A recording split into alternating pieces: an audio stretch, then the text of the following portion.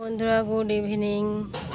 কেমন আছো তোমরা সবাই? আশা করি তোমরা সবাই ভালো আছো। আর আমি আজকে একটু মোটামুটি ভালো আছি। তো ভিডিও আপলোড করতে পারিনি আজকে, সত্যি খুব খারাপ লাগছে।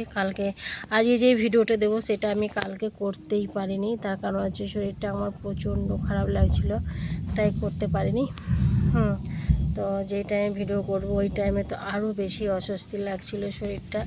আর জানি না কেমন ওরকম হচ্ছিল, গরম লাগছিল না কি জানি না, গরমের জন্য হতেও পারে। আর মাথায় পিঠে খুব ব্যথা করছিল, আর মাথাতে তো প্রচুর যন্ত্রণা করছিল, তার জন্য শুয়েছিলাম।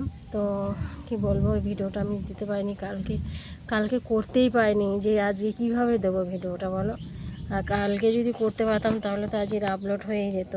কালকে আমি ভিডিওটা করতেই পারিনি, একদমই করতে পারিনি। যেরকম গরম সে ঠিক আছে, আমাদের ঘরে তো জানোই কেমন গরম, মানে গরম পড়লে আমাদের ঘরে তো ঢোকাই যায় না, সবসময় বাইরে বসে থাকতে হয় সারাটা দিন। হয়তো বিকেল হবে তখন একটু ঢুকতে পারি, তাছাড়া সবসময়তে বাইরে বসে থাকতে হয় গরমের জন্য। তো গরমের জন্য হয়েছিল 1 নম্বর কথা।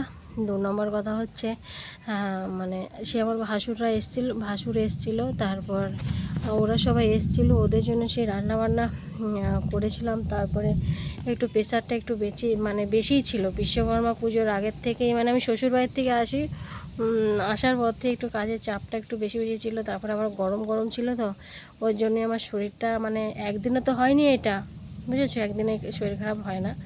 তো যাই হোক, ওইটা ওরকম গরমে রান্না করেছি, ঠিক আছে। গরমটা আমার না পুরো একদম ভেতরে গরমটা একদম হয়ে গেছে, লেগে গেছে, বুঝেছো। তো তার জন্য শরীরটা কালকে প্রচুর উইক ছিল, মানে এতটাই খারাপ ছিল কালকে শরীরটা, মানে ধারণার বাইরে। পিঠে ব্যথা ছিল, পেটে ব্যথা ছিল, মনে হচ্ছে মাথায় যন্ত্রণা, মানে আমার কোনো সব দিকে একদম চেপে ধরেছিল। তারপর রাত্রেবেলা কোনোরকম করে ভাত করেছিলাম কালকে রাতে।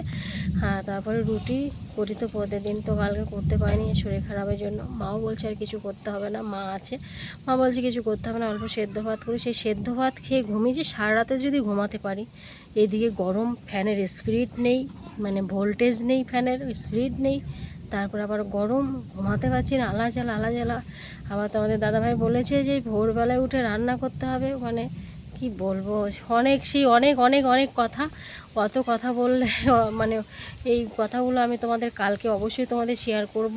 তো যাই হোক, ভিডিওটা আমি সত্যি করতে পারি না, সত্যি প্রচুর খারাপ লাগছে আমার, এতটা খারাপ লাগছে বলে বোঝাতে পারবো না, জানো। তো ঠিক আছে, চলো দেখা হচ্ছে আবার কালকে তোমাদের সঙ্গে। আর কি হয়েছিল সেটা একদম পুরো ক্লিয়ারভাবে আমি কালকেই তোমাদের বলবো, ঠিক আছে। তো চলো, কিছুটা তো শুনলে দিদিভাই কেন ভিডিও দিতে পারেনি, তাই না? চলো, টাটা, বাই বাই।